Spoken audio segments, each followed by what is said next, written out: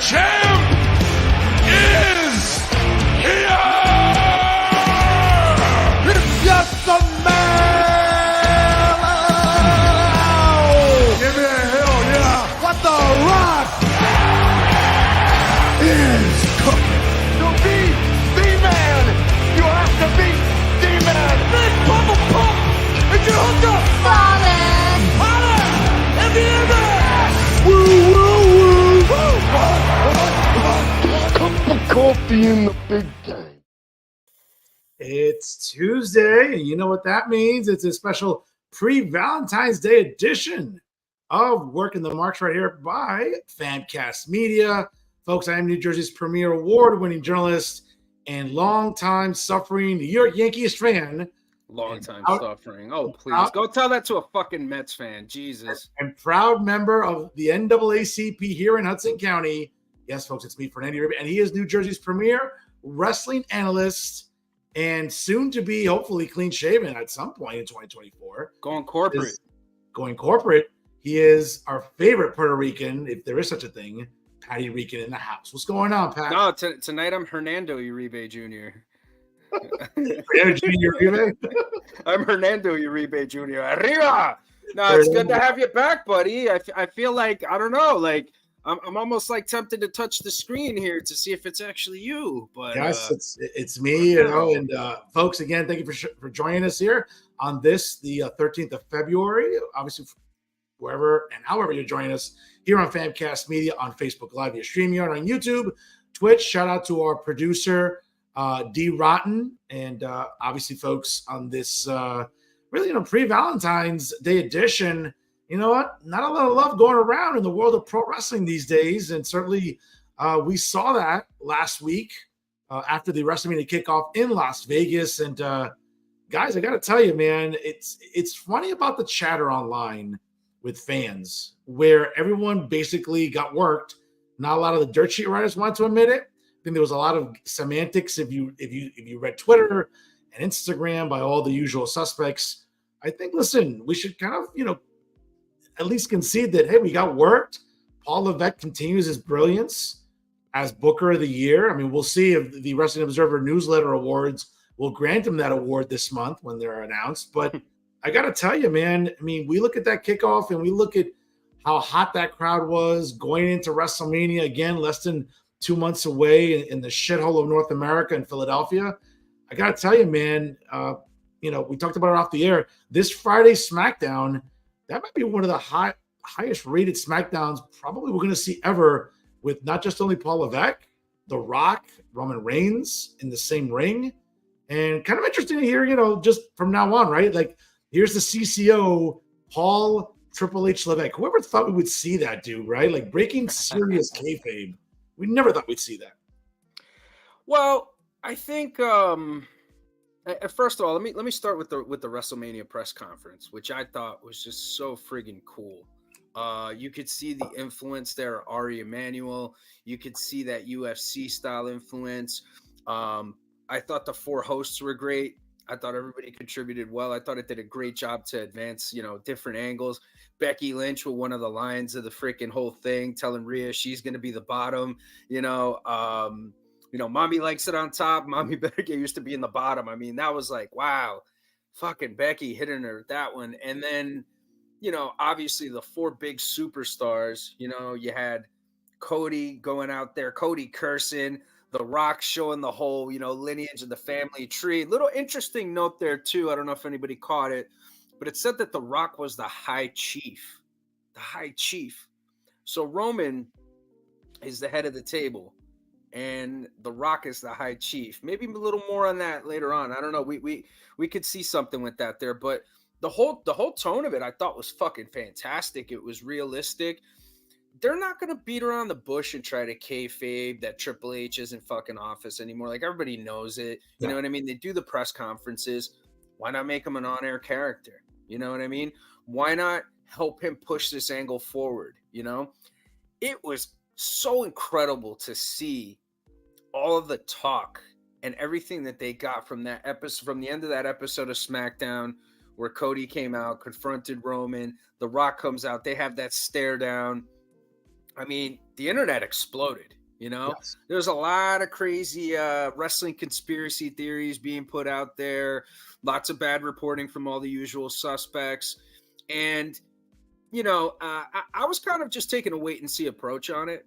I really wanted to wait and see. I did hear, from Billy, who's the most reliable guy in wrestling, Billy Body, and from the dirt sheets or the dirty sheets, that Rock and Roman was the planned match, for WrestleMania Night 2. Obviously, I think losing CM Punk put a big monkey wrench in a lot of their booking plans. I think that was going to be a huge centerpiece for what they were trying to do in the main event of Night 1. But having to pivot, having to figure something else out, and I'm not going to lean into the internet backlash, because I know that there's a certain group of people out there, Fernando, that feel that the WWE saw the negative reaction to the video of The Rock, kind of having that stare down with Roman, and it being implied that he's gonna, take the match from Cody to face Roman for the title. I know that there was I think over 600,000 people that disliked the video. I don't think that had anything to do with the direction that they were going. And if anything, I think that was a testament to how many people they got, really buying into this and getting involved with it. To your point, I think that this idea, right, the notion that, Paul had to call an audible because of the heat online, I don't think so. I think that for some time, right, that Paul had a plan in place.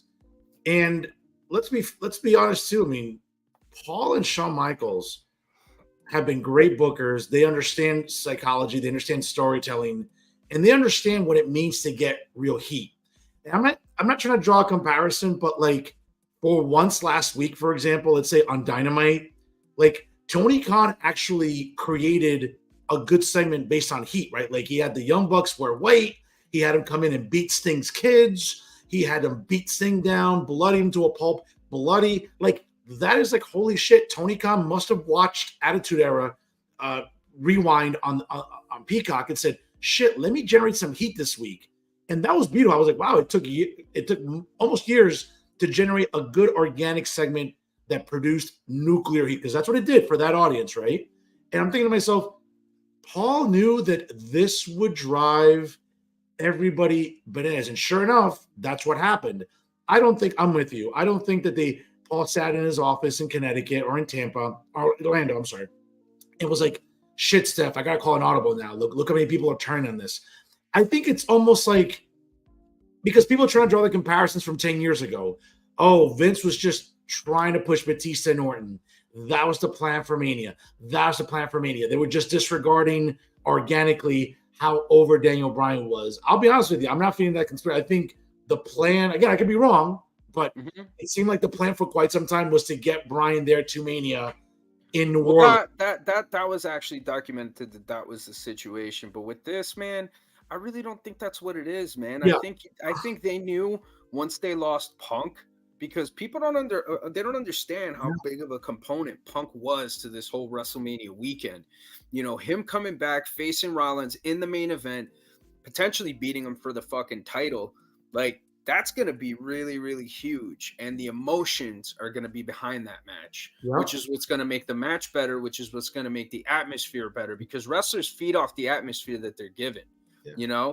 I think they knew that people were not going to be as invested in this match after Punk, not being announced, and they needed something to kind of rally people behind Cody just a little bit more.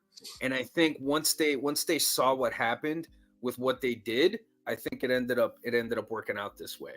And another point you raised, it made Cody the most sympathetic babyface in the business. Bro, his shirt's the top seller on on WWE Shop. The same shirt, but for men, women, and children. You know what I mean? The level of martyrism that they were able to generate for Cody was incredible. And another point you raised earlier, I think too, was, you could see the influence again of Endeavor. You can see the influence again because of TKO and the presentation about what the kickoff was, right? We've been used to, WrestleMania press conferences being a little vanilla sometimes. this wasn't vanilla. Like that crowd got treated to like a really hot evening. And I think, again, to your point about, the influence of Dana White, of UFC, and the way that, MMA and UFC fights are promoted and those press out. I mean, obviously there's weigh-ins and all that. I think we're past those days, right? But I think getting the interested parties on stage and generating that heat, I think is something that, again, I think, credit Dana White. Again, irrespective of what we think about Dana White and some fighters and what they say or do online, but like the presentation of getting that heat right on stage, you saw that manifest itself last week. Again, I think that we cannot say enough how influential, again, Endeavor is in the way now that they're presenting television, the way that they're working with WWE, the way that Nick Khan and Paul Levesque and everybody involved are all sort of like collaborating. And again, there's a lot of brain power there. There's a lot of business brain power. There's a lot of TV production brain power and creative brain power. You put that all in one room. I mean, again, just think of, I'm almost thinking of what Mania is going to look like now in Philadelphia. Again, it'll be Paul's second Mania. It'll be producing and booking and everything. But again, because of the merger with Endeavor and TKO, I think you can even see a more, not majestic, but how grandiose it's going to be in the presentation. I think people got to pay attention to that, because I think that's what they're making. They're trying to give you the perspective that wrestling's, again, we all know it's a work, but they're trying to normalize to a casual audience, like, hey, pro wrestling is like UFC, which is not, but we're trying to incorporate an element of realism that was missing from WWE, right? And I think Endeavor and TKO have inserted that. I think people gotta watch out for that, because I think that's what's going to start elevating their TV production. I agree with that, and also to kind of piggyback a little bit further on what we had talked about before. Again, getting back to what people thought about the video, that many people disliking that video. If there's one thing that we've learned throughout the years of being wrestling fans, is that when fans hate it the most, that's when they watch it the most. That's when they care the most. And for every 1 or 2 fans that leave, 10 new ones will come in and they'll watch it because something that they like is on it. So it's a cycle that just keeps going. You know what I mean? And that's the thing. Like, I just think the more emboldened fans are to hate something, the more they're going to want to stick around. And as you know, Fernando, I'd say just about better than anybody else I know, hate's a pretty strong feeling, isn't it? That's right. As you can see right there, obviously proud to do that every day. But Patrick, to your point, I think that we're kind of reliving to some extent, again, what we went through in 2014. Like, it's a different element, but hear me out. Like, I remember how nuclear fans were getting online on social media about, like, this is so unfair. Look what Vince is doing. How can Vince not have Bryan in the main event? And this and that. And forget about the Occupy Raw segment, which I think still one of the highest rated Raw segments ever. I think if you go back and look at the metrics, very, very well done and very highly rated. But I think that, people were furious, right? Oh, okay, he got eliminated at the Rumble. He didn't win an Elimination Chamber. What, oh my God, like, Vince is going forward with Batista and Orton. Like, this is going to suck, which I think, let's be honest, it probably would have sucked maybe to some extent, right?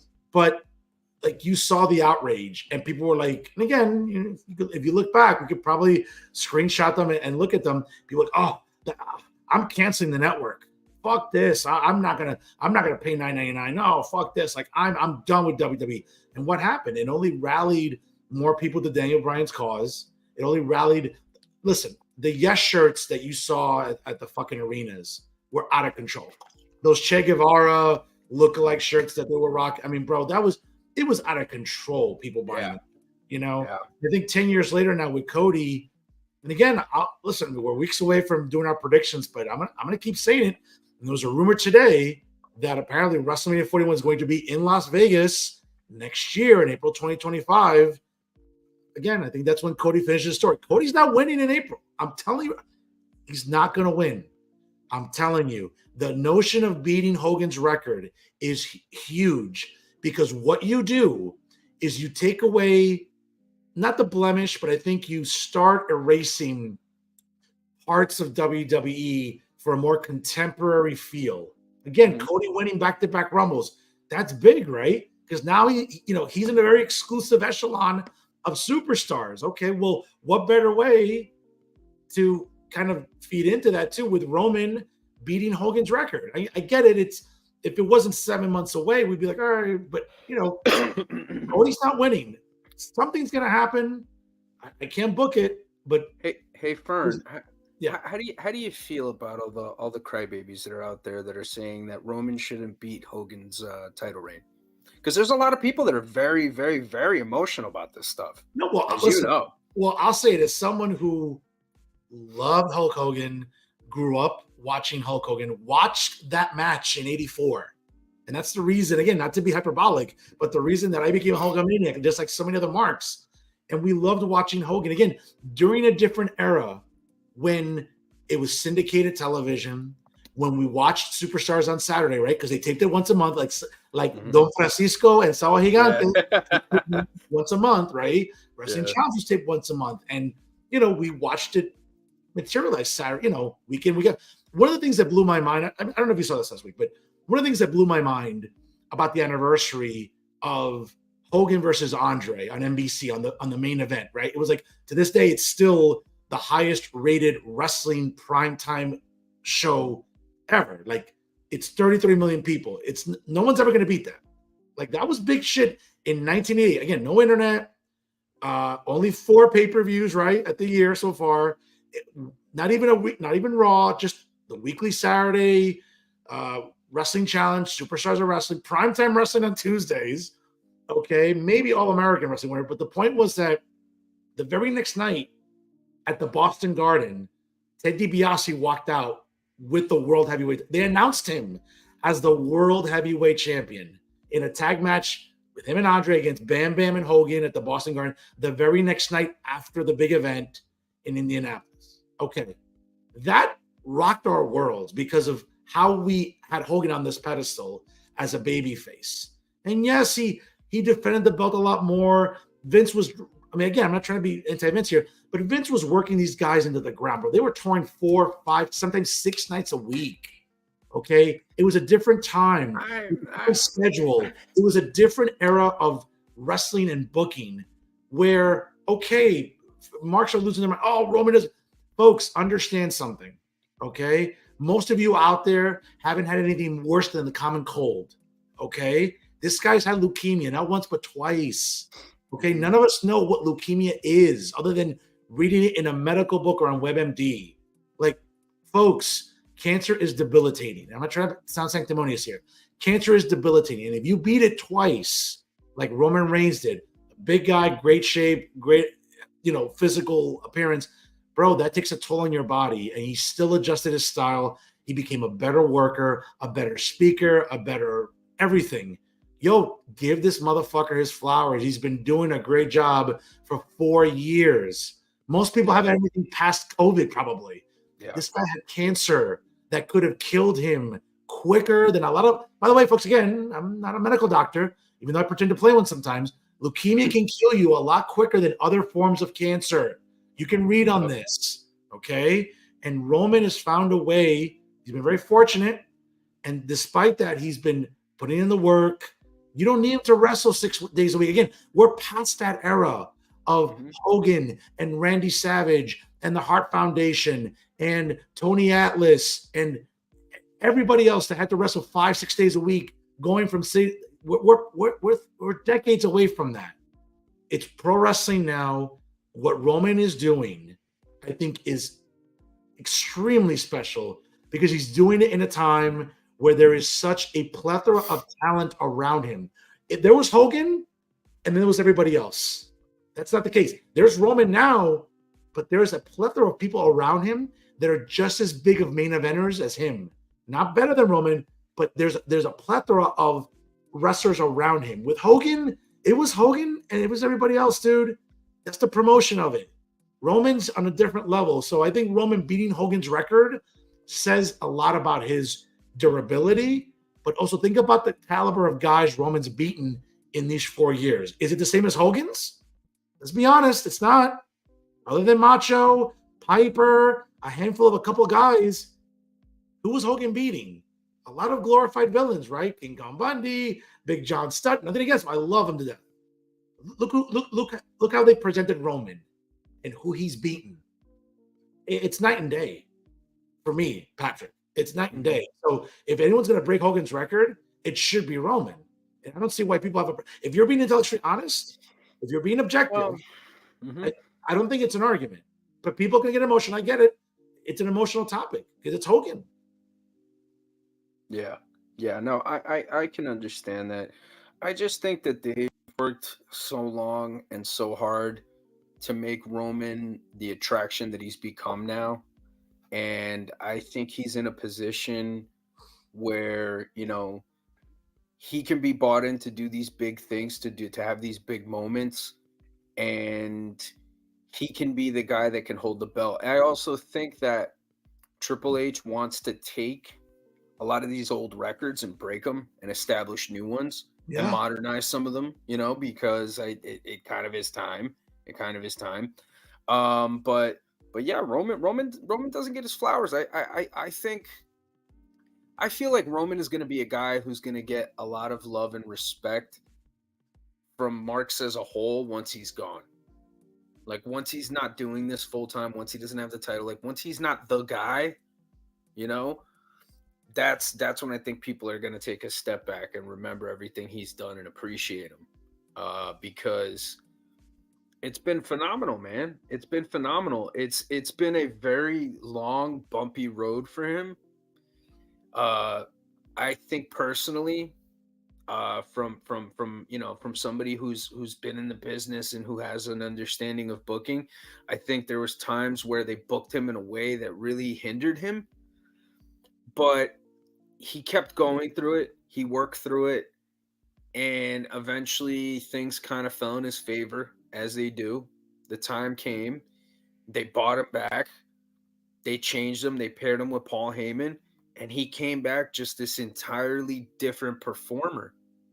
I mean, just amazing, And that's Patrick too. If there was anyone that ever really benefited from being turned heel, that I can remember in the last 20 years, nobody has seen the benefits of being turned heel and that skyrocketing more than Roman that I can remember in the last 20 years. I have a really good memory, but I can't remember anything of a heel turn that's been this organically good in a long time.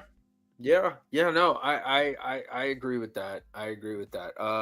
Mr. Scott here. Judgment Day should tell R-Truth that in order to get in the club, he needs to face Gunther at Mania, and then he shocks the world. It would be bigger than Cody and Roman. I don't disagree with that from the perspective that, that's going to make a lot of money in merch. That's going to get a lot of attention, and the fans are going to be behind it big time. But for me personally, I think you spent so much time building up Gunther to be this attraction and for this title to be so prestigious that you kind of want to give it to a young wrestler debuting on the main roster. I could see them doing it. Braun Breaker. Yeah. Braun Breaker is a great guy to do that. Trick Williams, but he's, in a feud and stuff like that. A guy like that, you know what I'm saying? Carmelo Hayes, one of the top guys in NXT, but in terms of physicality, in terms of believability, man, Braun Breaker, I think is just the perfect guy to do that, Yeah. And I'd like to see him do that instead of him mix it up with Logan Paul. You know what? Actually, Mr. Scott, but again, Mr. Scott, we appreciate you tuning in here. Thanks again for the fandom and the support for the show. I mean, but they've been giving Truth his dues. I mean, the guy is super over with the fan. The merch sales. They're telling you right to everyone's face, like he's getting his due. I mean, I personally wouldn't buy an R-Truth shirt, but there's a large portion of the audience that looks at this and say, this is a guy in his 50s who's in great shape, who changed his style sufficiently enough to where like he can get in the ring and work. No one's asking him. No one's saying that Ron Killings is going to be out there doing a Ricky Steamboat Randy Savage match. No one's saying that. But he doesn't need to at his age. He could. Yeah, exactly. He doesn't need to anymore. But he's organically over. Again, there's an element of comedy that he's always employed that has been over with the fans. Again, not really for me, but I get it why it's so over. And can I ask you a question there, just real quick there, Fernando? Because it's interesting you mentioned comedy wrestling. So is it that you don't like comedy wrestling, or do you not like R-Truth's version of comedy wrestling? I despise Santino Marella's character. I didn't think it was funny ever. I get it. Again, it served a purpose. What about like Rockstar Spud? Did you like Rockstar Spud? I mean, I hate to sound like Jim Cornette here, where like I'm showing my age and like I everything has to be serious, or whatever. There are elements of wrestling that surely have been comical, like promos and maybe vignettes or segments. But like someone like I never got Santino. I get it. Yeah. It was over organically too. I just never got Santino. I get Truth more than Santino. And I think Truth has been, I think, really funny. I think that, we think about those moments at PLEs, right? Like, oh, it's the Royal Rumble and he's pulling out a ladder because he thinks it's a ladder match. Or other like, that's been funny. You're like, you'll sit there and be like, oh, this motherfucker. Like, and you just laugh and it's funny. What about the tag spot at the Rumble? I mean, that was fucking hilarious. He thought it was a tag match, and then he tags in Dominic, and Dominic takes the tag and comes in. Like that was really good stuff. It's good. Yeah. Again, I just think that, to Mr. Scott's point, again, I don't think Gunther and R-Truth is a compelling match from that perspective. I think Braun Breaker, like, this kid has checked off so many boxes in a short amount of time. Like, it makes you wonder if he stays healthy and he continues to grow and just get more comfortable into his skin, as they say. I mean, the guy looks like $1 million. He's as strong as a house, as they say. He looks like his dad, talks like his uncle. I mean, what's there not to like about Braun Breaker? I mean, I think he's a better worker than them. I do, and hear me out on this, because I know if I say that in a room, people might want to fucking jump at me, but I think he's a better worker than them in terms of how safe he is in the ring. You watch the way he works. You watch the way he came in the Royal Rumble, the way he was hitting those clotheslines full speed, but he was tapping people. He wasn't fucking taking their heads off. He wasn't doing all this crazy stuff, right? There were moments, right, when like Rick and Scott were like, I'm not saying intentionally stiffing people, but bro, they were hitting people. Like they were. Well, it's been documented though that Scott used to take liberties. Like Ric Flair talked about it on a few occasions, that Scott would take liberties. And one of the big reasons why he respected Kurt Angle so much was because Kurt Angle wouldn't do that, Yes. But he would say that Scott would take, and that was also a source of heat between the two, for a very long time. But when Braun doesn't have that. But when you watch Rick and Scott back in the day, I mean, I was watching some match, I think it was the inaugural Super Brawl when they fought Sting and Luger for the tag titles. Like, whoa, like there were some moments that Luger and Sting took some shots from Rick and Scott, and I'm like, ooh, potatoes. Yeah, that looked. So, I mean, but to the point, I think, listen, just to wrap up Mr. Scott's comment, but I think Breaker would be a much more compelling feud with Gunther. No, listen, Mr. Scott, you're right. It is for stories. But I think there's a story to be said about a young talent like Braun Breaker. And if there's any way to elevate him, let me tell you, and by the way, Mr. Brown, thank you again, Mr. Brown, for tuning in. We appreciate that. Yeah, Timothy Brown, man, we're working the Mark's top guy right here, man. Yeah, we appreciate that, Mr. Brown. Thank you for opining, brother. If you want to help elevate a guy who's already over a guy that's been elevated immensely, and that title having been elevated to the point where, like, again, it's funny we think about records, right, in pro wrestling, right? We think about Honky Tonk's record. We think, no one's come down the line that's ever going to break that record, because normally if someone's the IC champion for X amount of months, they're going to get elevated to the next spot, right? Like, so that didn't happen with Honky Tonk. If you remember, Honky Tonk, again, for the audience, like, he held the belt for over 4 some days, but he was a guy that Vince never looked at as like, oh, Honky's going to be that guy to challenge Hogan. He's going to be that guy that we're going to elevate. And that was, think about all the times and all the people we've seen over the years that when they were the Intercontinental Champion, that's the guy that at some point was going to get elevated to the next level. Pedro Morales, Iron Sheik. I'm sorry, not Iron Sheik. I'm trying to remember the other guy. It'll come to me. Macho Man. You look at Warrior. You look at Shawn Michaels. You look at Bret Hart. You look at Stone Cold. Like, these are guys that held the IC title because in the back of your mind, you're like, okay, that's the next top guy that Vince is going to push. Then that was never the case with Honky. Honky was like the big card champion, and he stayed there, and he helped elevate other people. What Gunther's done in this, and why this streak I think is so impressive is Gunther has faced a lot of good talents. He's changed his style. He changed his appearance. Right? Think about Gunther 4 years ago. Think about even 2 years ago when he faced Ilya Dragunov. He was a little heavier, right? And didn't have that look. Gunther looks the part now. And I think the way he's elevated the Intercontinental Championship, I think, has been incredible. Would I take the title off him? I'll be honest with you. I would have him face Braun Breaker, but not necessarily have him lose to Breaker. You could stretch that feud out for a few months, dude. I don't think it's the end of the world. I don't know, man. I'm of the belief, and just real quick before I kind of hop into what my point is, because I want to definitely talk about it while it's fresh. Honky Tonk Man was kind of more of like he was kind of like an act. You know what I'm saying? He was like a mid-card act that got a lot of heat, and that's what he really was. You know what I'm saying? Honky. That's racist. That's funny. But that's what he was. And to your point, like what you were saying about Gunther, the presentation, the tone, everything about Gunther is competition. It's old school wrestling. You know what I'm saying? That's what it's about. And I think a guy like Truth, for as good as he is at what he does, doesn't complement what you've been building with Gunther for a very long time. I think a guy like Braun Breaker coming in, and here's another interesting thing. The last guy to beat him when he left NXT, Braun Breaker. So that's another nice little full circle thing there that they could play into as well. And you know, I just think that the tone of the presentation of a guy like Braun Breaker lends itself more to Gunther than, let's say, a guy like R-Truth.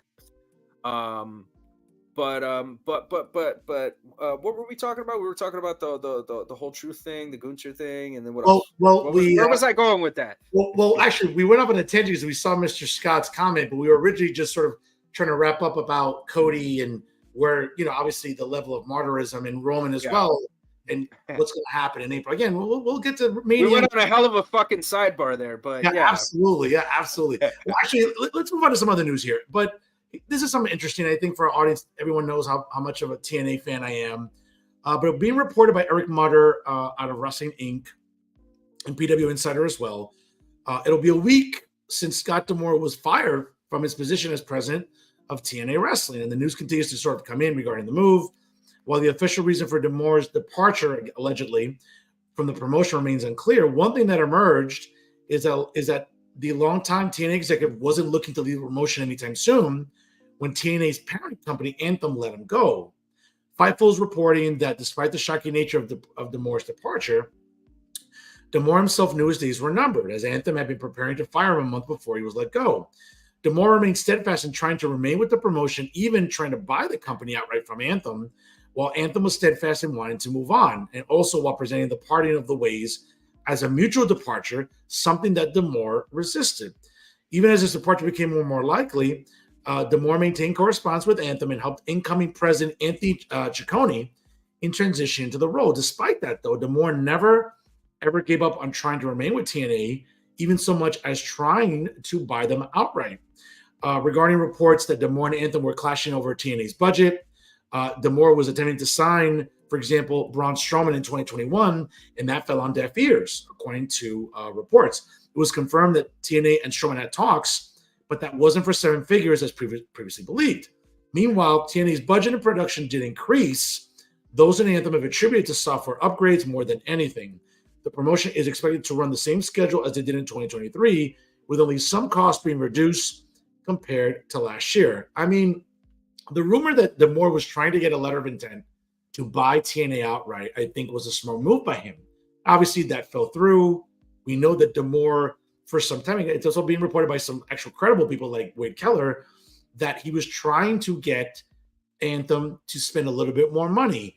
Their gates were okay. They were working in smaller arenas, 5,000, 6,000 seat arenas. And believe it or not, they're actually filling 5,000 seat arenas, unlike other companies that have a billionaire owning it. No way. I know, right? And it seemed like that was the constant sort of point of contention between the Anthem executive board and D'Amore. D'Amore felt that now was the time with increased visibility. The traffic was a little bit better last year on Access TV, even though that's still not a readily accessible channel. I mean, I get it on my streaming service on Sling, but it's not on Time Warner Cable. It's not on Fios. It's not on Comcast. I mean, those are relatively, usual cable companies that we hear of here in New Jersey. You can't find Access anywhere on there. You can find it on AT&T. You can find it on YouTube. You can find it on Sling. You can't find it on like Verizon or like Cablevision, and that's a problem. Despite that, the numbers were looking good for TNA, and D'Amore felt that now was the time to put a little bit more money into the company. Anthem didn't see it that way, and again, sooner or later, the executive board's going to win that fight, and D'Amore didn't. But D'Amore's a hell of a creative talent.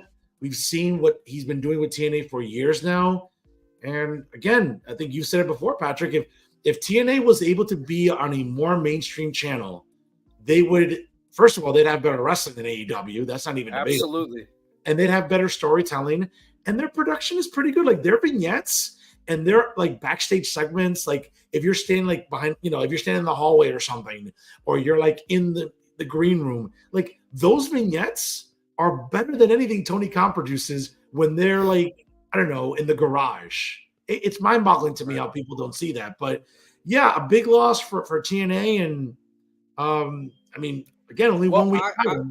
I heard something about this, right? Sure. And I had read something about this, but the source that it came from is a little suspicious and has been known to kind of cause a bit of a shitstorm sometimes for no reason. But Nick Hausman of Wrestling Inc., the famous Nick Hausman who does improv, right, with Scott Colton, the same Nick Hausman that doesn't like Chris Jericho, had mentioned that there was apparently some type of issue to kind of under the same grounds of a Vince McMahon type of scenario, a little sexual misconduct type of deal that went on while he was there with him and Don Callis, which is what led to Don Callis leaving his job. Because wasn't Don Callis head of creative or something like that? Wasn't Don Callis in a good spot? He was an EVP. Yeah, he was office. Yeah, he was office for a while. Yeah, he was. So Hausman put this on there, and people, of course, asked him, well, hey, do you have a credible source? And Hausman responded with, the victims will say what they need to say when they're ready to. But apparently there was something that was put into motion that kind of pushed those guys out of there. Now, whether that's true or not remains to be seen, but definitely, one of the stories that's making its way, around the internet in regards to Scott D'Amore. But getting back to what you were talking about TNA and just the impact in general as opposed to AEW, yeah, no shit. That's what happens when you have fucking wrestling people working on a wrestling show. Wow, big fucking surprise. Instead of a guy who's snorting drywall, or actually, no, I don't think he's snorting drywall. I think he's snorting some good Bolivian Bam Bam. But I think that's what he's putting up his nose, and the fucker doesn't know anything about wrestling. He's not a wrestling person. Mind you, he came out today on Twitter. And mind you, today on Twitter, he came out saying, quote, AEW is as good as it's ever been right now. I'm like, whoa, that's some good cocaine. Like, this is Scarface, Alejandro Sosa in Rancho Chuchabomba in Bolivia. Like, yo, clase shit. Okay, that's what you gotta be sorting that good shit. I'll be honest, dude. I feel like he's saying what he's got to say, as the owner of a company. But I mean, there's just a lot about the company that's trending downward, and it's been trending downward for a very long time. And Tony Khan is interesting to me, because Tony Khan to me is what would happen if all those whiny internet marks that don't know shit about booking, that never worked a day in their life in the business, decided to become bookers and book a wrestling TV show. It would be like the way Tony Khan's booking AEW. That's exactly what it would be like. You know what I mean? Because that's what happens when you have somebody who doesn't know the wrestling business booking the fucking wrestling business. It's not that difficult to understand. You know, if you're going to get spinal surgery, I think you want a spinal surgeon instead of the guy who's watched ER a bunch of times, you know? Just saying. Yeah. Fernando Clooney over here. I don't want him fucking operating on my spine. I want a spinal fucking surgeon. You know what I mean?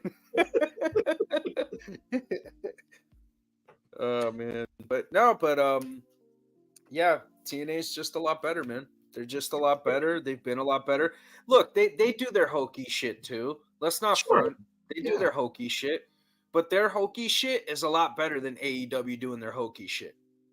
By the way, shout out to Mr. Brown. There was some news I was not aware of about the Rock and Roll Express winning the coveted World Tag Team titles recently. I did not see that. So shout out to Mr. Brown. What? Apparently, the Rock and Roll Express recently won the NWA World Tag Team titles they've won before. So some interesting history there repeating itself with the Rock and Roll Express getting those tags again. And they, you know, you look back at the lineage of those titles. I mean, you got some historic teams, right? From obviously the Road Warriors, Dusty Rhodes and Nikita Koloff, obviously the Midnight Express. Without a doubt, the Horsemen, the Powers of Pain. I mean, that's really interesting company to be in. So Rock and Roll Express revisiting 40 years ago, essentially, and regaining the coveted NWA World Tag Team title. So, Mr. Brown, shout out to you, brother.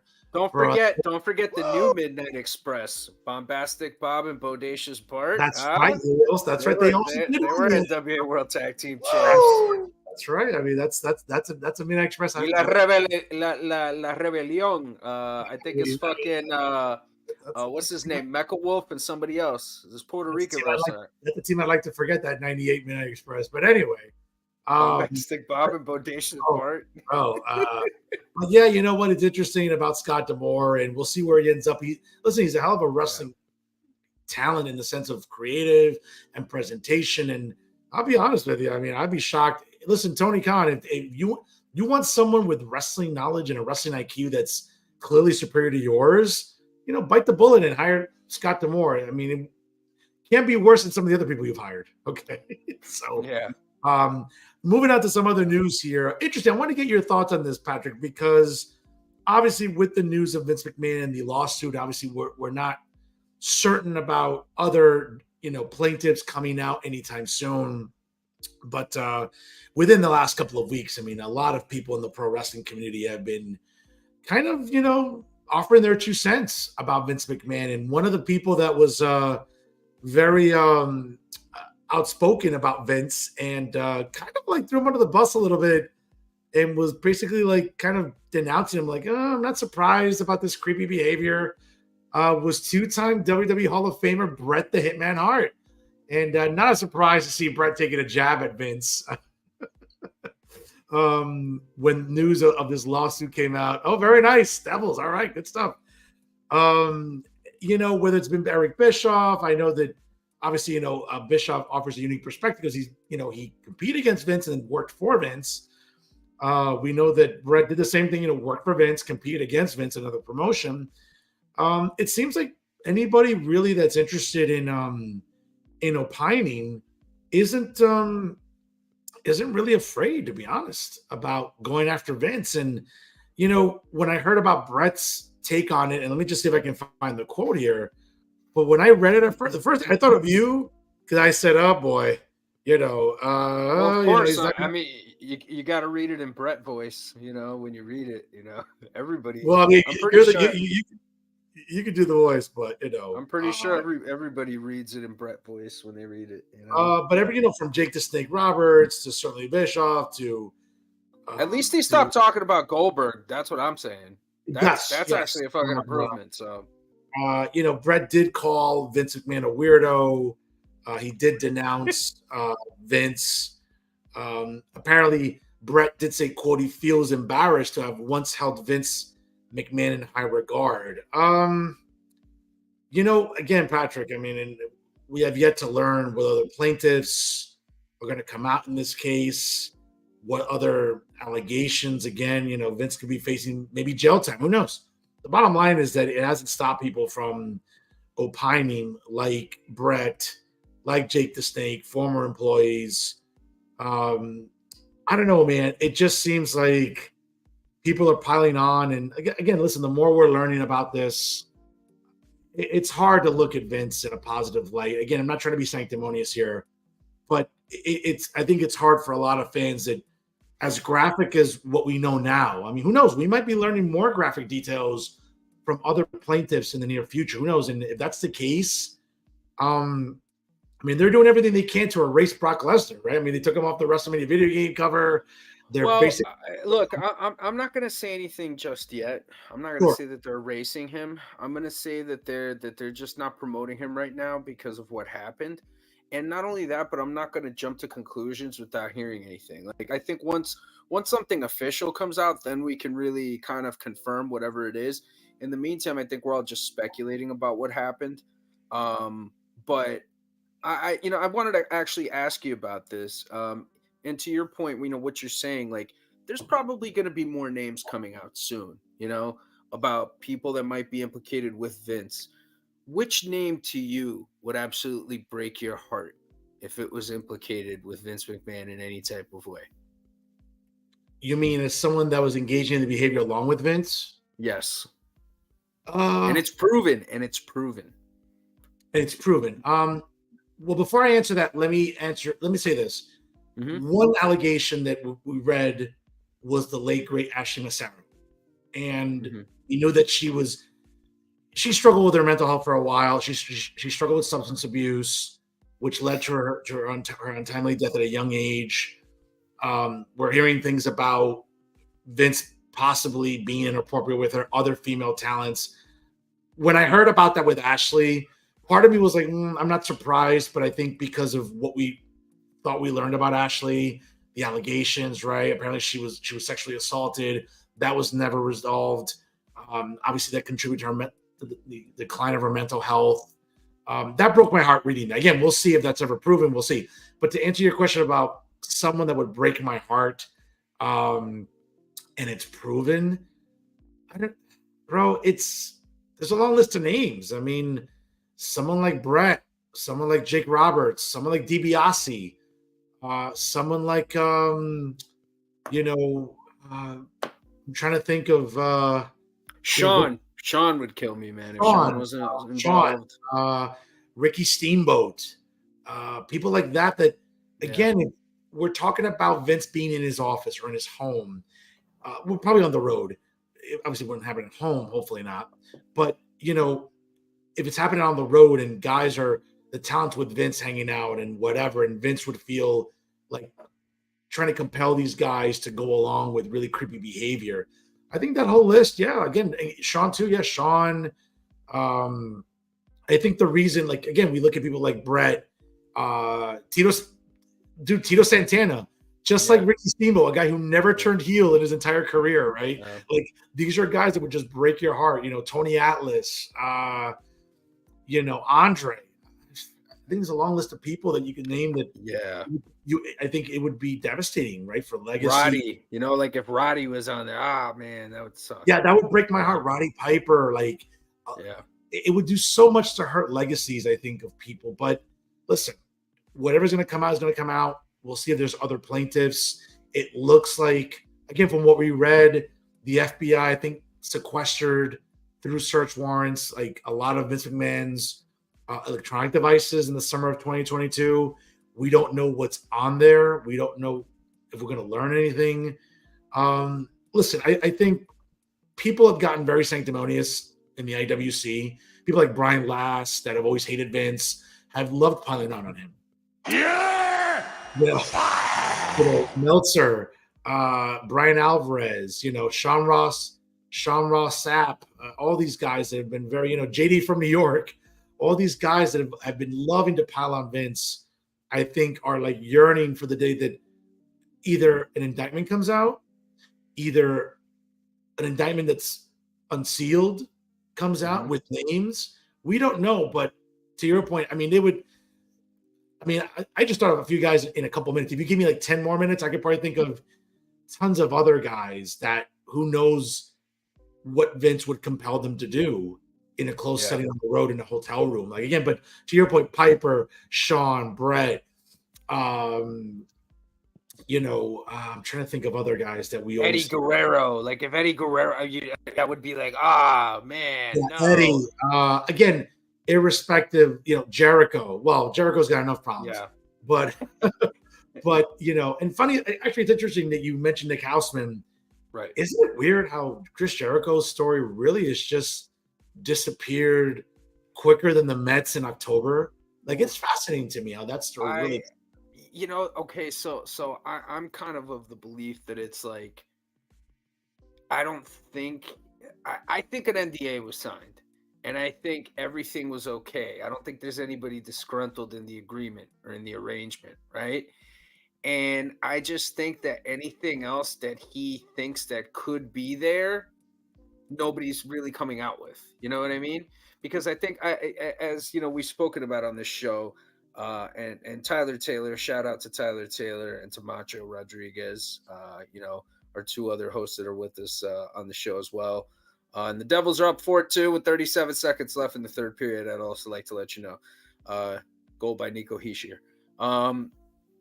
But I think the situation with the NDAs is that once you sign them, you can't speak about it, but somebody can report the crime.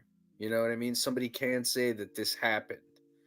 And I just don't think anybody's spoken up. But I think Nick Houseman knows something, and he's probably been sworn to secrecy. And I think there's more than meets the eye there. But I just think that the parties are willing to talk. And again, Tony Khan's not going to skimp nobody out if some shady shit happened.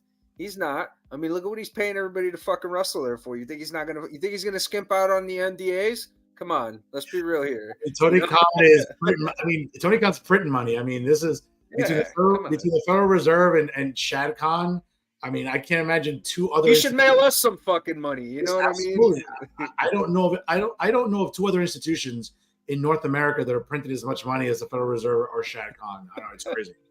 But moving on to some other news here. It's interesting though, Pat. One of the things that's really, I think, has taken. It was today. Just came out on Twitter, obviously. Stone Cold Steve Austin speculating on another WWE return. Quote, never say never. And, what? It's, that apparently came out today. That Austin apparently, with an interview with ESPN, he talked about his return match recently in Dallas against Kevin Owens, how everything worked out perfectly, both creatively and for himself. Physically, in order for the match to actually happen in Dallas, and obviously because of it, it allowed Austin to leave the door open, perhaps for one more return down the road. Listen, I love Steve Austin. I think the way they prepared that story with him and Owens leading into Dallas, right? The whole thing about Kevin Owens making fun of Texas and that got people riled up, and that was great storytelling. Austin coming back, I think, looked in great shape. Obviously, able to work a gimmick match, which I think you needed that in that case for Austin. Listen, anything involving Steve Austin is going to draw metrics and money and merch and eyes and everything. I don't know if you want to keep going back to that well. I think the way he beat Owens in Dallas, Texas, where he started his career at the world-famous Sportatorium, again, under the Von Erich promotion, World Class Championship Wrestling, which I loved watching on ESPN, by the way, all throughout the 80s, and then even the replays. I don't know if you could do anything else with Austin at this point. Again, if you put him on a PLE, it's going to sell out. And people are going to be, oh, my God, I want to see Austin. I want to see Austin. Believe me, I think we're all, if we've been privy like I have to see Austin live, you don't want to miss that opportunity. I just don't know what the right opportunity is again for him. I think that closing chapter, though, Patrick, in Dallas, Texas, career coming full circle, beating Owens, a guy who basically kind of passed the mantle to with his finisher, right? And I don't know if – I think it was a great ending. I think it's – you start going to the well, you might dilute a little bit of what Austin is legacy-wise. Again, he's a little bit older now. He took some good bumps in that match against Owens. Let's not get it twisted. He took some really good bumps in that no-holds-barred match, but – to promote another match again or another gimmick street fight or something, I get it. It'll get attention, but I don't think Austin needs it. But who am I? I think if an opportunity comes up for him to go to like Saudi Arabia for like Forbidden Gem or Hidden Ruby or what's it called? Crown Jewel, for him to go over there for that. I think that if he got an opportunity to go over there and get paid like $5 million, why not? Fucking A, Steve. Wrestle CM Punk over there, wrestle somebody like that. Good for him. You know, You're right about that. I just don't want another Taker, Kane, Michaels, Triple H disaster. Oof. You know, it's great. You're paying money to relive nostalgia, but I don't want that again. Even for as bad as that was, Shawn was still better than everybody. No. You're absolutely right. You know, and Kane's mask falling off with the hair. And like, I'll never forget how bad that was. You're right that in a foreign country where it's an attraction, whether it's Saudi Arabia, whether it's Australia, which I'm sure they'll go back to again based on what happens, Elimination Chamber and the turnout. You know, they're going to Paris, France. Holy shit. Hold on a second. Time out here. You know what I just fucking thought about? They're going to Australia with the Elimination Chamber. It's like fucking Thunderdome. Okay. That's right. Yeah, that's right. Right? Yeah. And like, holy shit. Like, I just thought about that, man. That's right. I bet you Triple H did that on purpose. Probably. No doubt. Again, sorry. I'm sorry. And again, like, they're doing great with these international shows. You know, they're going to Paris for Backlash right after WrestleMania. Not sure where they're going for Money in the Bank again. Not sure if they're going back to Puerto Rico again for another show, which we know is going to sell out again like they did for last year's Backlash. Yeah. I'm just nervous, dude. I don't want that to happen again. I don't want Goldberg Taker at Crown Jewel again. I don't want Taker. What's that? You sure you don't want a Goldberg retirement match? Come Bro, on. I mean, but Taker Kane against I'm just worried that the propensity to want to do that because of the payday could dilute. I mean, let's be honest. You're right. Shawn was better than everybody in that ring that night. It's still kind of shit on them a little bit. It was not the best way to remember them. What? Yeah, it stunk. Yeah, but that's what I'm nervous about. And the last person that deserves that is Austin, because Austin single-handedly is what helped Vince avoid bankruptcy. If it wasn't for, again, and there's a lot of other characters and role players during the Attitude Era that helped WWF defeat WCW, but let's be honest, dude, without Austin getting as nuclear hot as he got, again, he saved the WWF. And I think you can produce it. I think you could produce it in a really good way, right? And I think that you obviously have to shorten the length of the match. You can't have him work the way he did. And if you notice, the pace of the match was good. Kevin just sold more. He just sold more. He sold a little bit longer. Obviously, Steve couldn't throw the kicks like he used to. He couldn't do what he could. But, I mean, hey, man, I don't doubt it. I hope it happens. And I hope he brings Pancho the Cat with him, man. That's what I'm fucking hoping. No. I mean, again, no one's going to complain about seeing Steve Austin. I think we love seeing him on TV. We love the pop he gets. Again, he's an historic figure. The idea that still 20 years later, dude, we're hearing what in arenas like that again lends itself.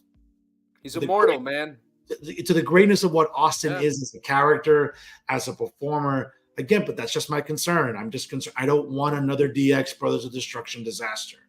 Again, you're right. We could produce it in a way that is, but again, in the back of our minds, here's another one we didn't consider, Fern. A cinematic match. They could do a cinematic match with Steve and somebody. You know what I'm saying? They could produce something like that, like the way they did with Taker. They could do something that way. You know. And again, but this is the thing, that was a great way to close Taker's career. Mm-hmm. If we're doing that with Austin, I think almost in our minds we're like, this is closing Austin's career too.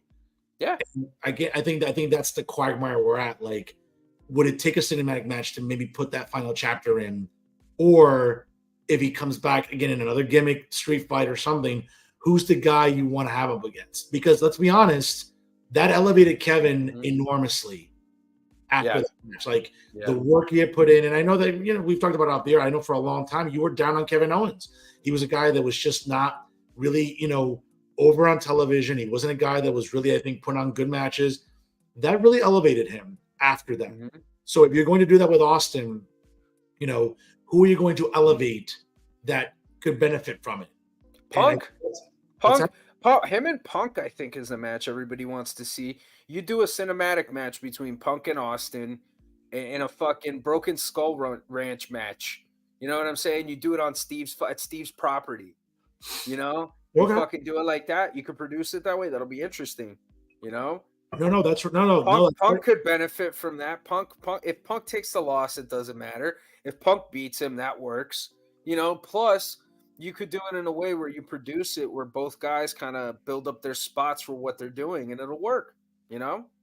No, WWE's fucking masters at this shit, man. No, absolutely. Listen, and what we've learned about WWE for some time is when it comes to TV production. I was just having this conversation today with my classmates from grad school, like, and we always like get into these arguments.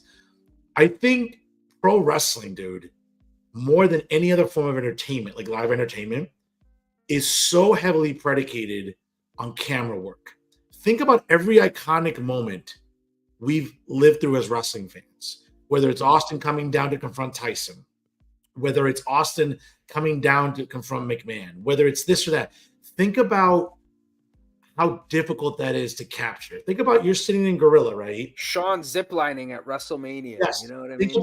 Think about you sitting in Gorilla, and there's probably, I don't know, I'm brainstorming here, maybe 8 to 10 cameras that are active right at ringside, right? Hard camera, the overhead, whatever.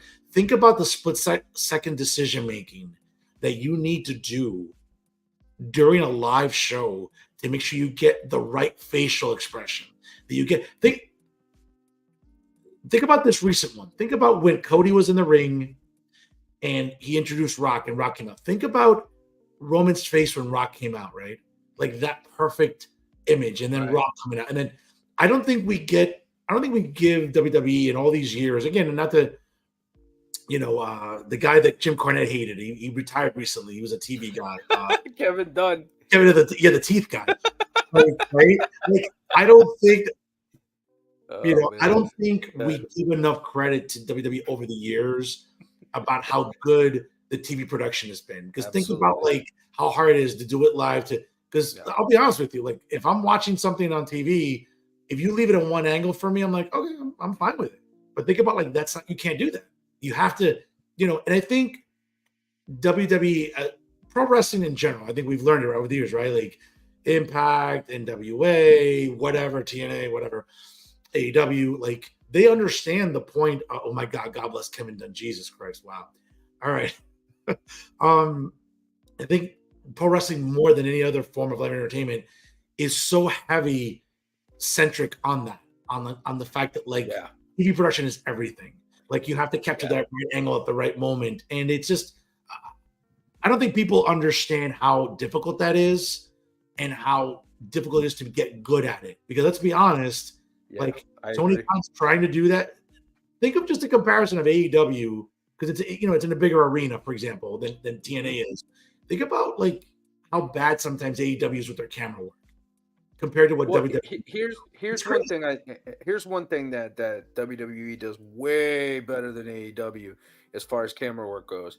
You ever notice when they do the spots in the 6-man tags or the tag team matches where all the teams kind of powder to the outside, and then you get the one guy that climbs the rope, the high flyer, and he does the big pop for the crowd, and he does the dive, and they all catch him and fucking fall down?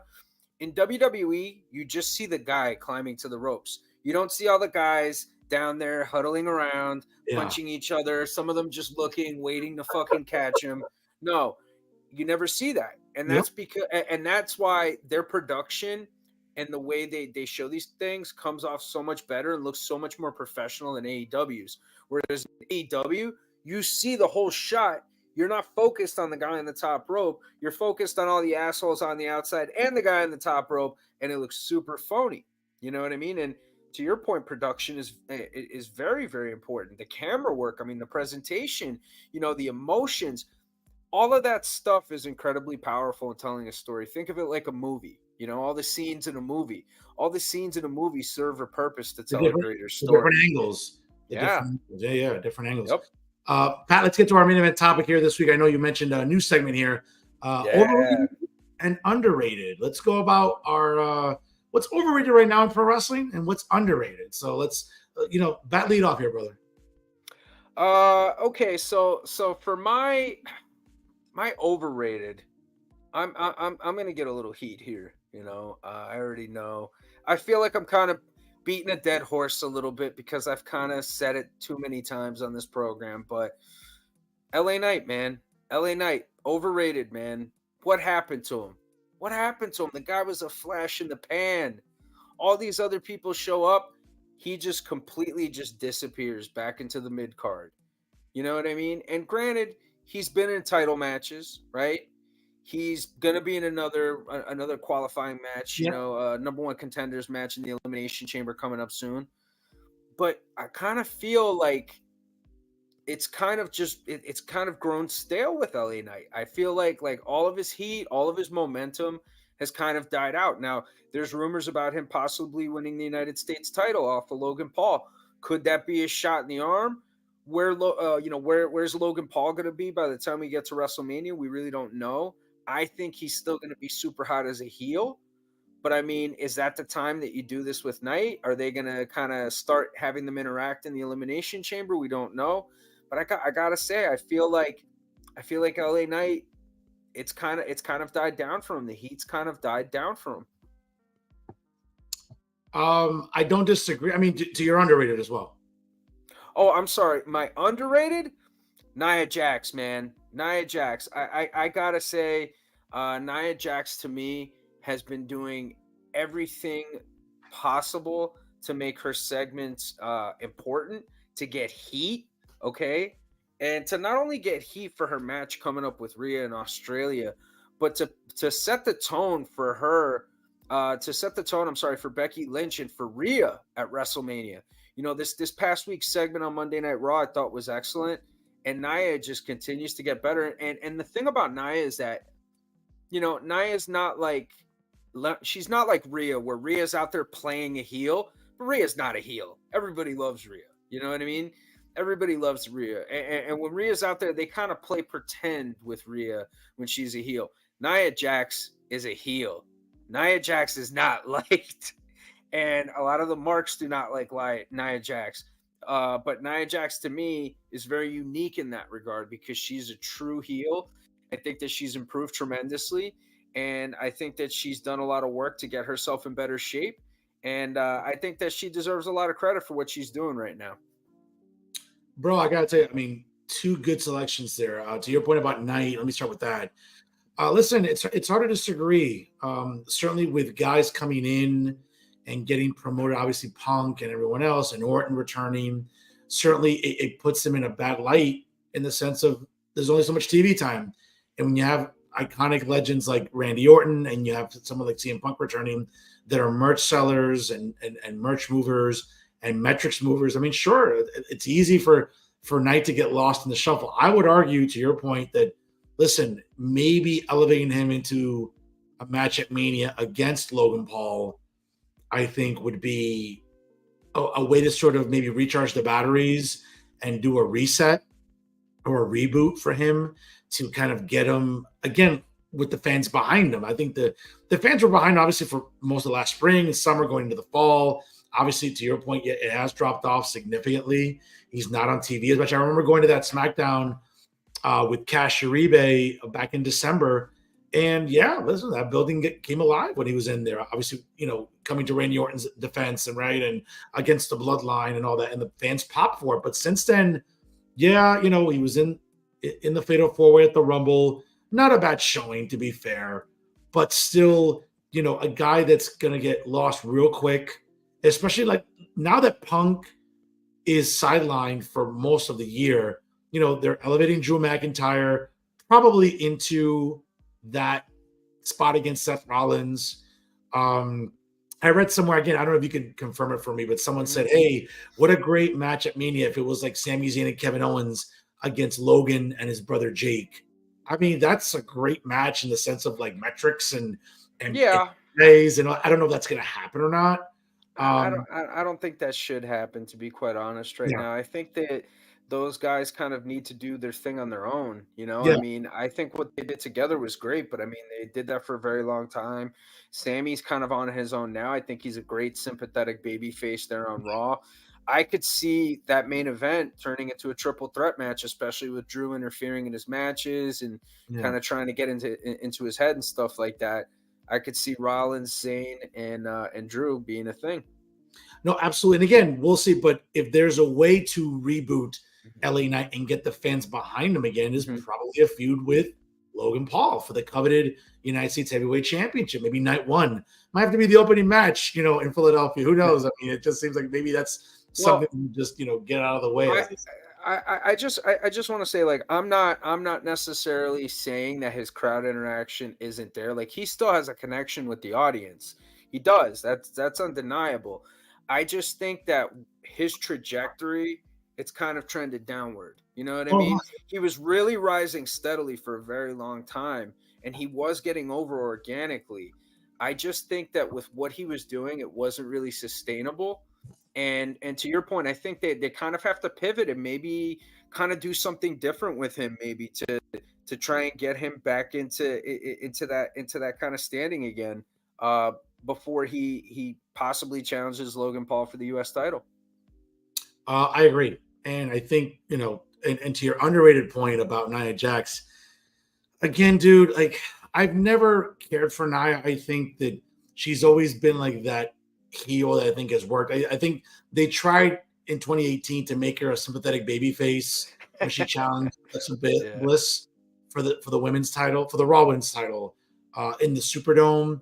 I mean, that didn't really resonate anything too much per se, but I mean, it got to where they needed to get to at Mania. It's really funny. I mean, to your point, yes. I mean, she's tried losing weight. I think she generates a lot of heat.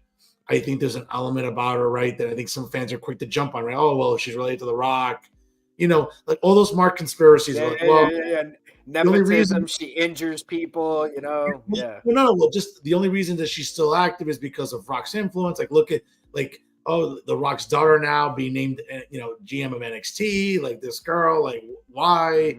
Like, these are all good organic heat magnets, I think. And, and I would feel that Nia Jax generates that.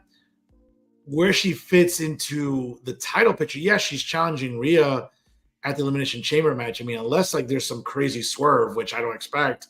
I mean, Rhea's going to go over in her home country, right? Not to say that everyone should go over in their home country or home city, right? Because I think you and I argued about like, oh, what's the big deal? Does everyone have to go over, in their hometown? I get it. It's one of those feel good moments.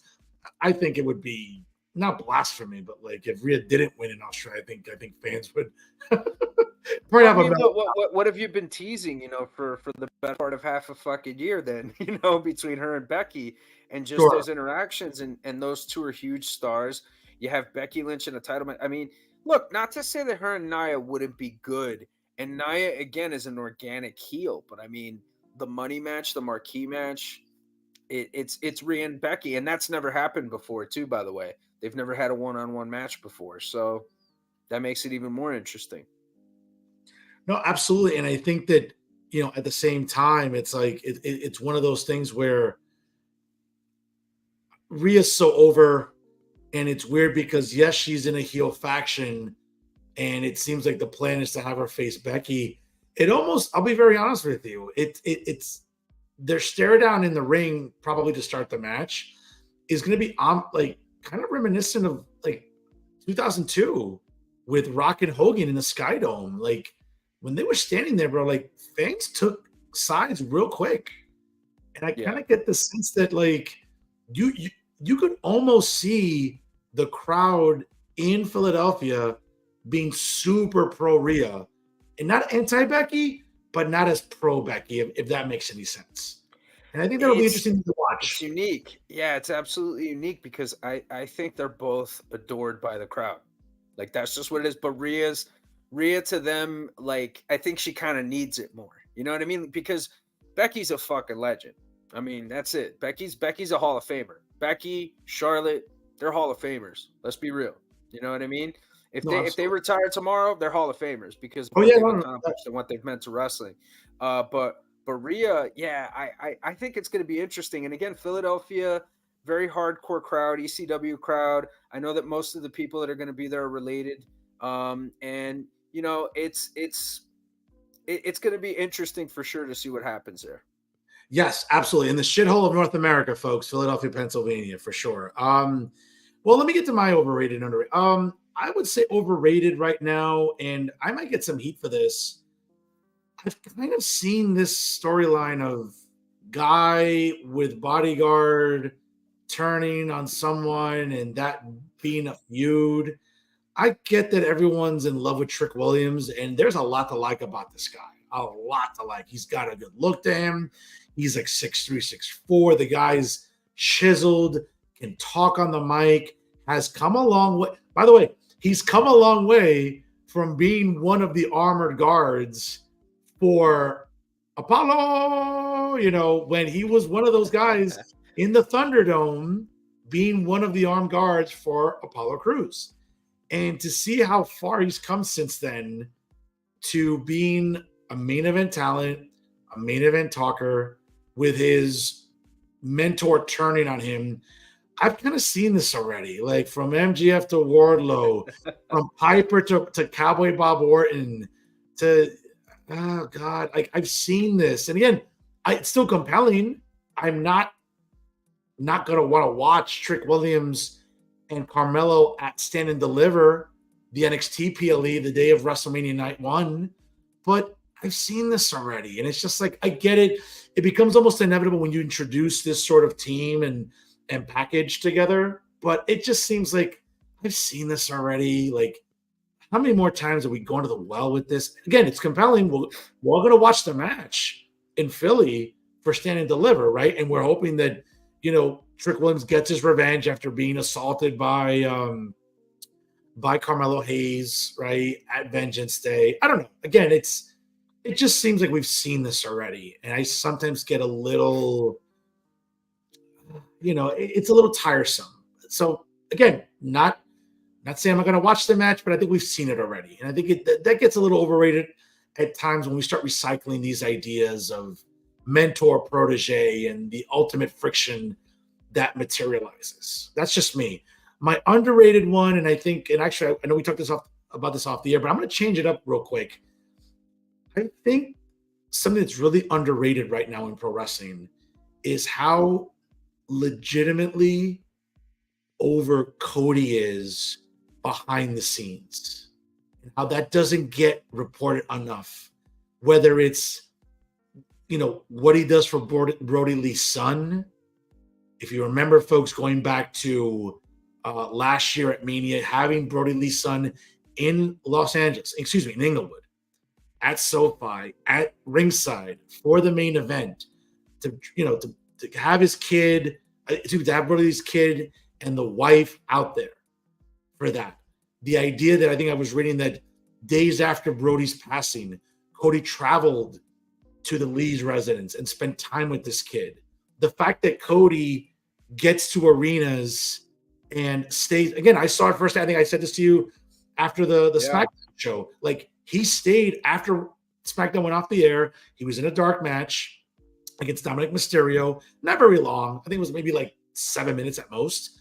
But what he did was literally stay in the aisleway and take selfies with people, signing things. And then what people didn't know was that after that, again, I was there.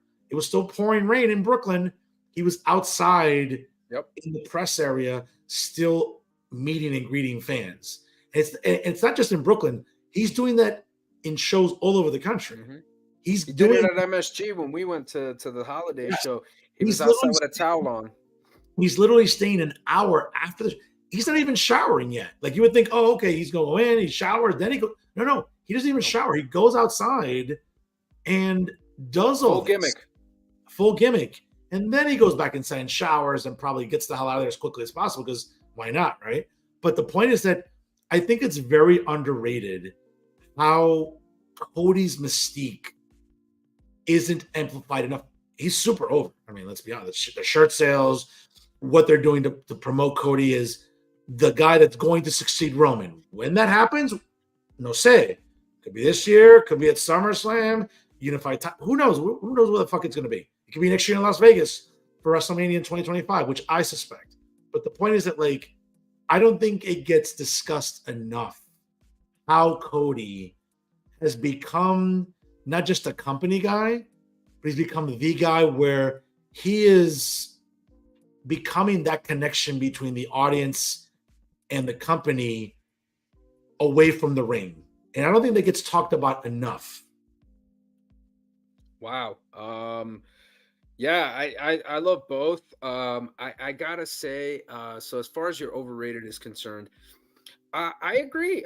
I think sometimes the whole bodyguard turning on the fucking guy or vice versa, I think it's kind of a tired trope. I think it is. It's a bit of a tired trope in wrestling. Remember DiBiase and Virgil. I'm thinking of all these examples.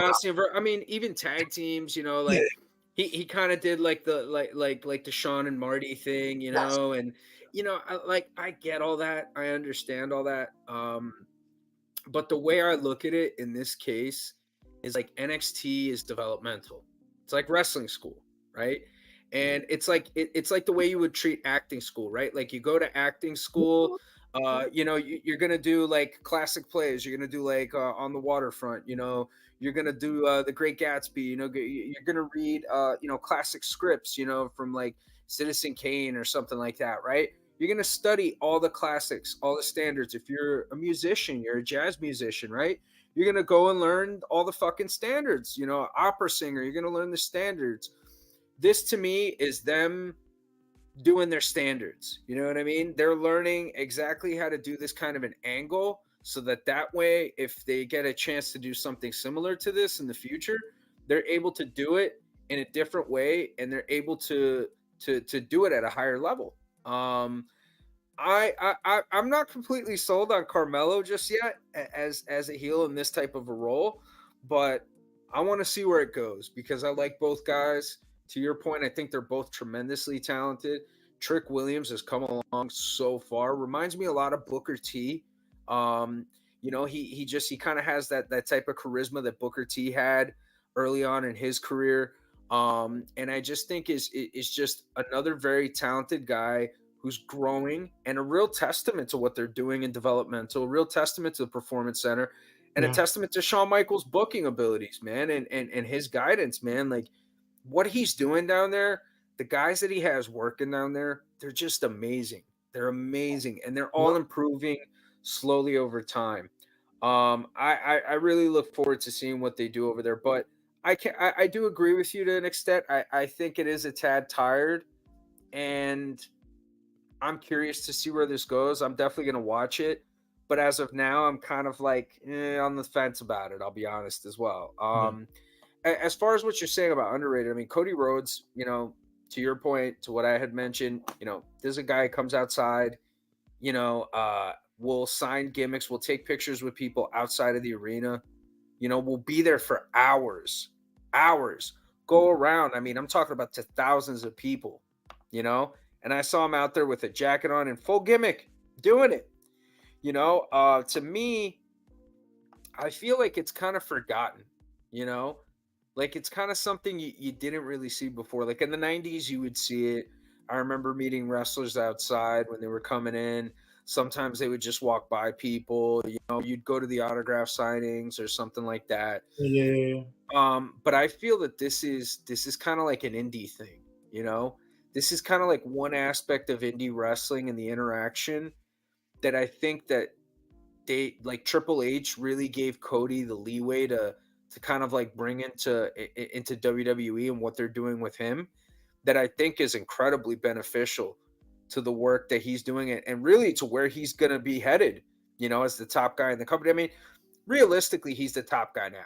Like he's taken the John Cena place in terms of being the spokesman, doing all the charity stuff, all the holiday videos, all the video packages for everything, whether it's, the work that they do with Susan G. Komen, he's going to be the face of all that stuff. And, I think it's very well deserved. I think the stuff he did with John Huber's kid, I think is wonderful. Mm-hmm. Every year he throws him a birthday party, at a different venue.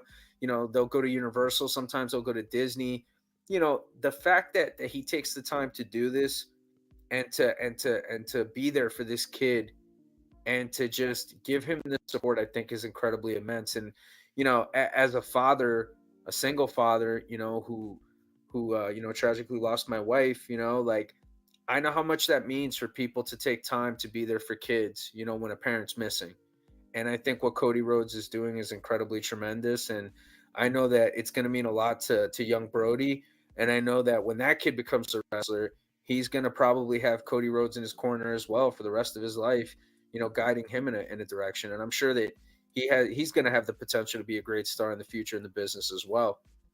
Absolutely. I think it's something to keep an eye out for, because it's, barring any catastrophic injuries, I mean, Cody is going to be that guy that the way they present him and promote him. And again, the merch sales, it's, you know, I'm not privy to what those contracts look like and whatever the language is in the sense of like, well, this is what you get for royalties. But like whatever he negotiated with Vince when he returned in 2022, whatever that percentage was, he's getting that and then some with the shirts that they're printing for Cody. It's unbelievable. And you know what? You know what's the thing? Just one more thing about Cody. You know what's the thing too about Cody that's very unique, and I would say is unique to John Cena, but kind of works with a guy like CM Punk and a guy like Bryan Danielson, is that he has like the street cred, if you will, with the hardcores. He went to New Japan. He was Ring of Honor World Champion. He left. He worked the Indies. He started up AEW. You know what I mean? He was a big part of AEW. You know, he at one point he was really their star. He was their biggest, most recognizable star at one point. You know, and then, you know, obviously Jericho and stuff like that. But I mean, you know, Cody Rhodes just checks all the boxes, I think, for everybody in the fan base. You know, the hardcores, the women, the children, the casuals.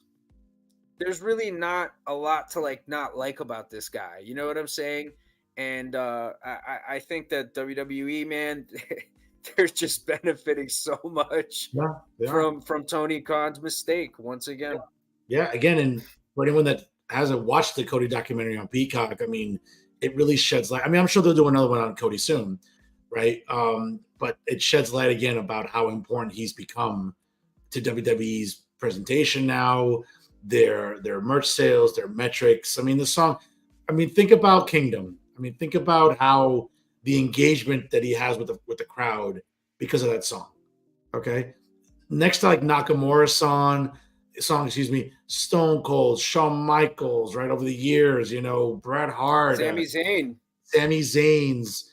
I mean, people lose their minds about Kingdom so much so that like it's become like this. It's become an attraction within the attraction of the show of the match. If that makes any sense. Yeah. It's crazy.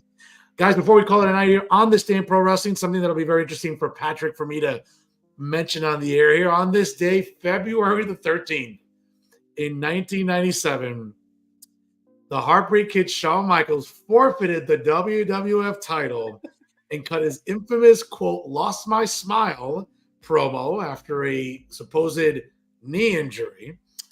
On Thursday Raw from Lowell, Massachusetts, the original creative was for Michaels to retain knee injury. It was a knee injury. Wow. Okay. Well, yeah. To retain the WWF title on the show against Sid at the Royal Rumble in their rematch from the Survivor Series Showdown, which would set up the eventual rematch between Michaels and Bret Hart at WrestleMania 13 in Chicago. Hart was already booked to win the Fatal 4-Way Elimination pay-per-view match 3 days later. Also on this edition of Thursday Night Raw, Rocky Maivia won his first championship in the promotion by defeating Hunter Hearst Helmsley for the Intercontinental title. There's always going to be more conspiracies about what this meant. Did Shawn not want to drop the belt to Bret at WrestleMania? Bret was of the understanding that, Shawn will return the favor after Bret putting him over the year before in Anaheim. That turned out to be the case. Shawn Michaels, again, a career-ending knee injury on February the 13th. But coincidentally, in April, he jumped the guardrail to save Stone Cold Steve Austin from an attack from the Hart Foundation. These Wolverine healing powers, folks, have been long a marked conspiracy, Patrick, for many years. Do you know what he said about that? He said that he did that on purpose because everybody said he was faking it, and then he hurt his leg even more doing that. Okay, interesting. Okay. Yeah, Interesting. yeah. Okay. So I mean, but I mean, he did wrestle Stone Cold 2 months later at King of the Ring. Very underrated match, by the way. great fucking match. Great Yeah, match. definitely. But again, the power of healing, bro. Like Logan. I mean, bro, this is Wolverine healing here. Well, I mean, as a guy who lost his smile, this past Sunday, I can say that I know what Sean's feeling. Again, forever the Mark conspiracies will live on, right, Patrick? That did Sean just not want to put Bret over?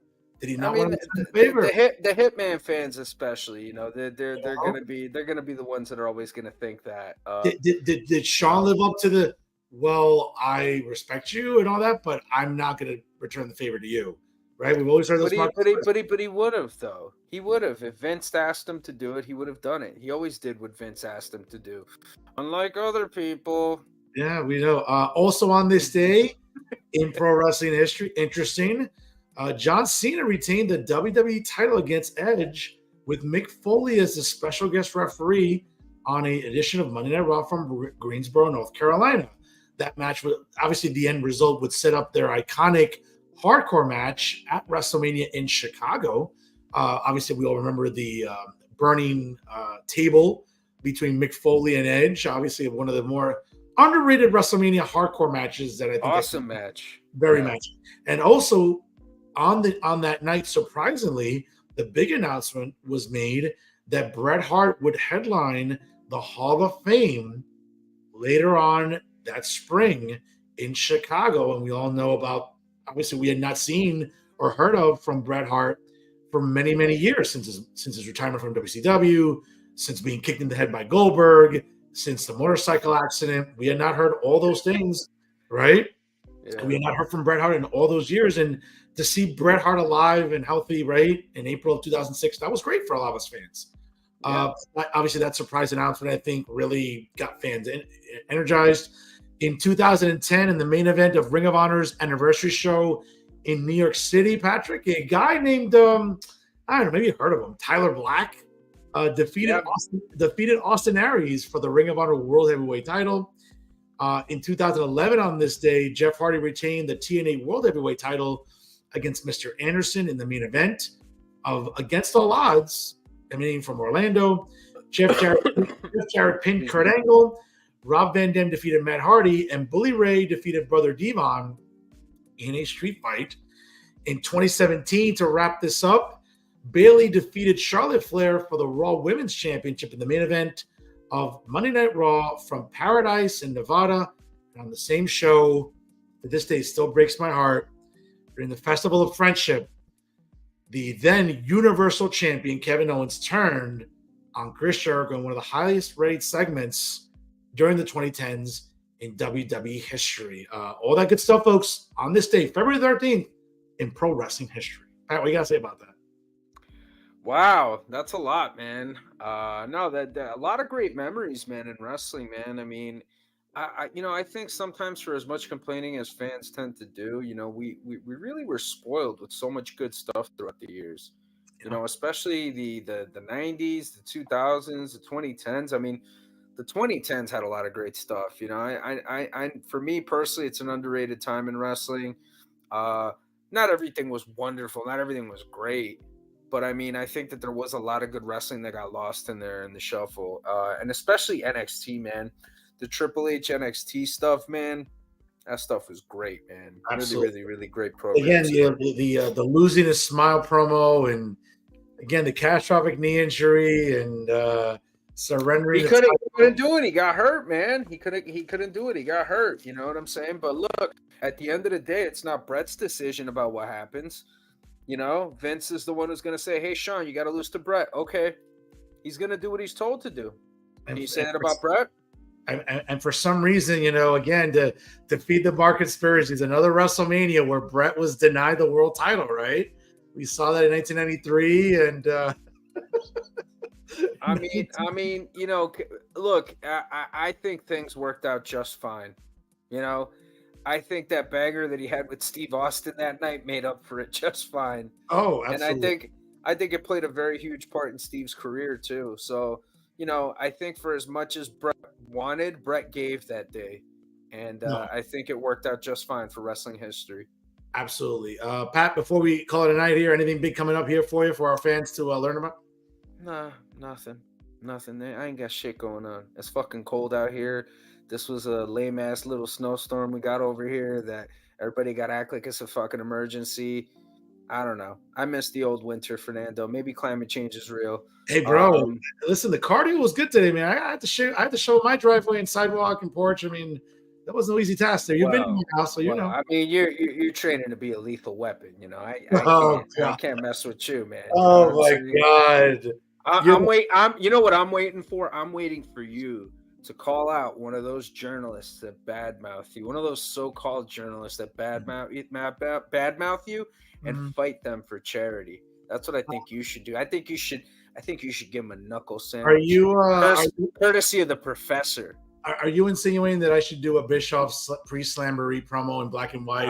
I think you did. I think I'm growing the Don King hair under here, you know, because I'm getting my promoter hat on here. I swear to God. Somebody said, it goes, dude, if you did that Bischoff promo in black and white where like you're kicking someone and knocking them out and then like all sweaty. Oh my God.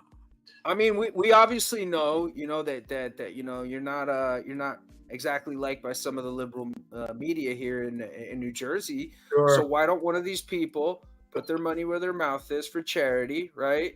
I'm sure you'll do it. And I would love to see it, and I think everybody else would love to see it. Why not? For a good cause. And I know you do quite a lot for charity yourself there, Fernando, but I think everybody would like to see that. You know?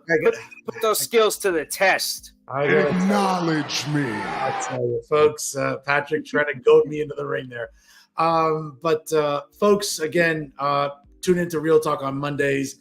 Obviously, this Monday I'll be getting back from Miami. A special President's Day edition this Monday. You want to tune in for Real Talk. So, folks, we'll call it a night here. Stay safe out there. Obviously, have a great Valentine's Day with your honeys. If you have one honey or multiple honeys, again, if you got it like that, spend that money, as they say, on Valentine's Day. Folks, he is New Jersey's premier wrestling analyst and certainly a guy that is waiting for baseball season just like I am right here.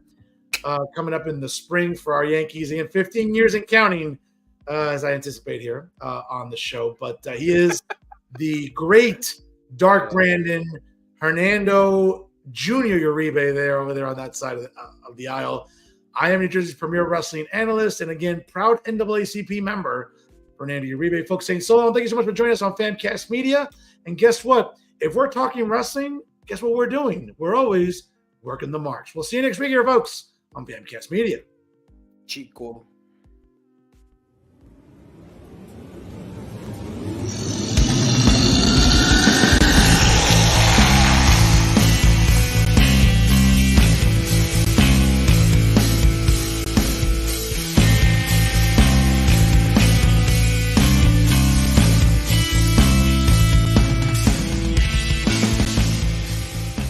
Famcast Media. Bitch.